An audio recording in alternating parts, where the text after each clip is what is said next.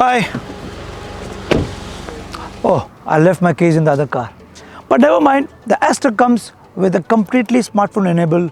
You can hop in the car, you can start the engine and do tons of things. Now when Hector was launched, it was internet inside. With Astor, there's AI inside. And two things in technology which are really baffling and overwhelming at the same time are AI and blockchain. And guess what? Astor has both of that. Yes, it's the first of its kind blockchain protected vehicle digital passport. And it makes me wonder why we are not doing the Astor first drive review in Silicon Valley or Bangalore for that matter, and why at the BIC, at the track. Let's find out. And while we do that, don't forget to hit the like, share and subscribe button, and let's go in now.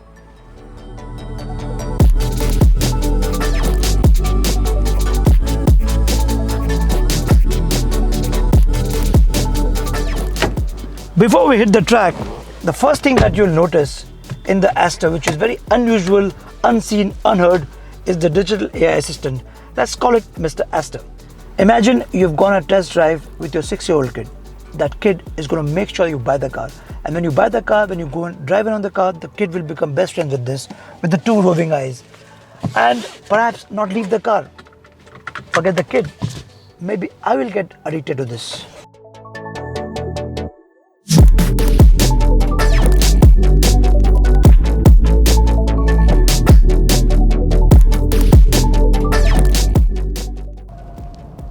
So what is very interesting is that, it doesn't really understeer or oversteer. That's something nice, because it is an SUV stance and it's driving quite planted.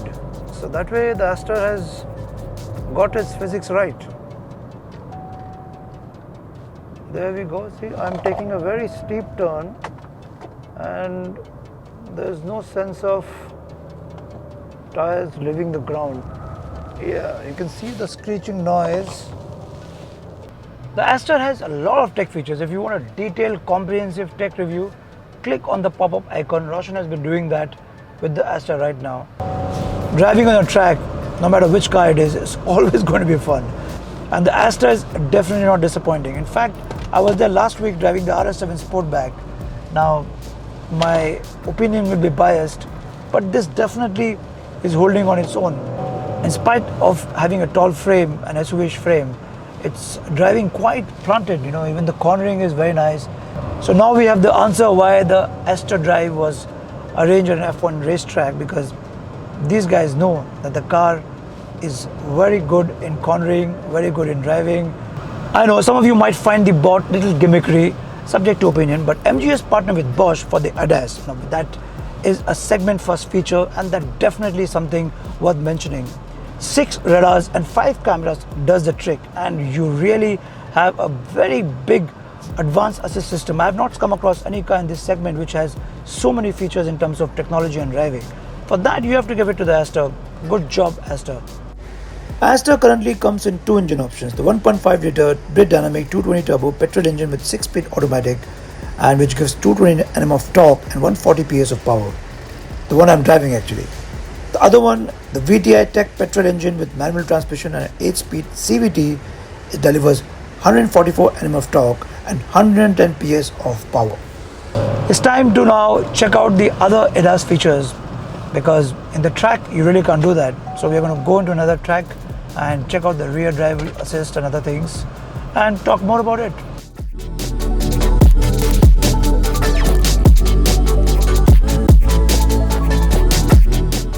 The single most differentiating feature in the Astor is the ADAS, the Advanced Driver Assist System. It's not autonomous driving. Let me show you what it is. Basically, I'll go to the vehicle setting and I'll tap the speed assist system. I'll choose intelligent right now. Now I'm going to hammer it. I'll go up to 60 or 50.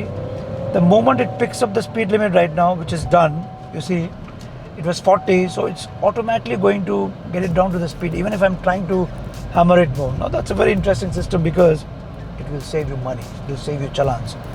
Now that's, having said that, then you have the lane assist system, which is, again, if you put LDP or LKA, then in the instrument cluster in front of you, it will show you that you have there, and or actually it will, the steering will try to put you in the lane when you are driving, but Not sure how much assist to you in our driving conditions, but yes, why not? So we are going to check the lane assist right now. When I'm at a speed of 30, there's a car coming next to me. Above 30, when I put the indicator, it'll blink. That's a very cool feature in this segment.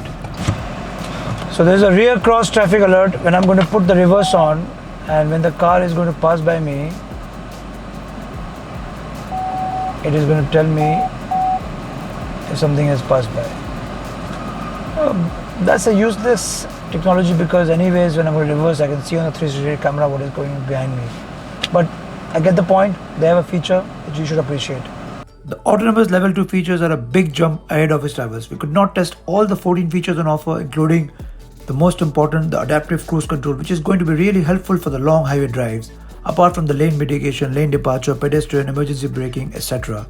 It also has EPS, electronic power steering, with 3 modes, manual, urban and dynamic. And you can feel the way steering wheel responds to you in each mode, even while cruising or normal driving or doing crisscross driving or trying to form an 8.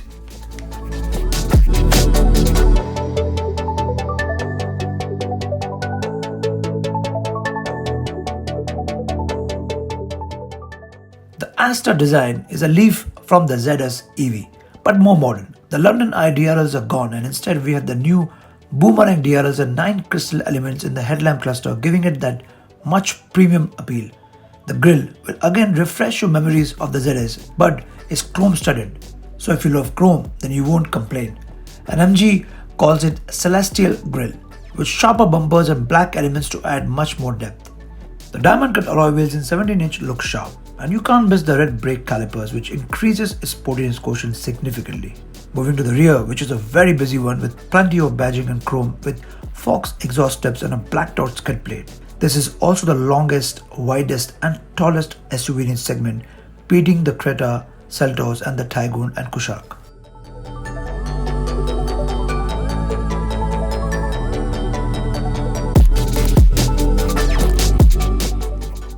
You can step inside the Astor in 2 ways, traditional key fob and smartphone. Yes, through the Bluetooth you can lock, unlock, horn, geofence, pre-cool, etc.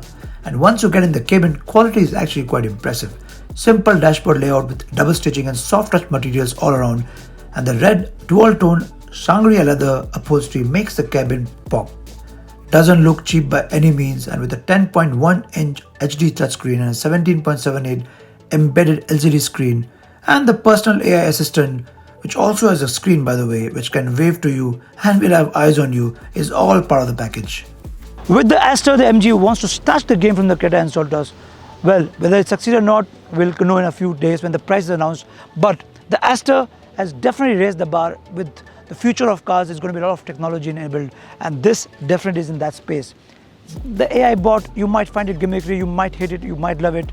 Personally, it doesn't really make a difference. You will get used to it, but your kids are going to love it. The design is quite actually overpowering. It looks more larger in flesh than in the pictures. All said and done, this could be the car that perhaps you're looking for.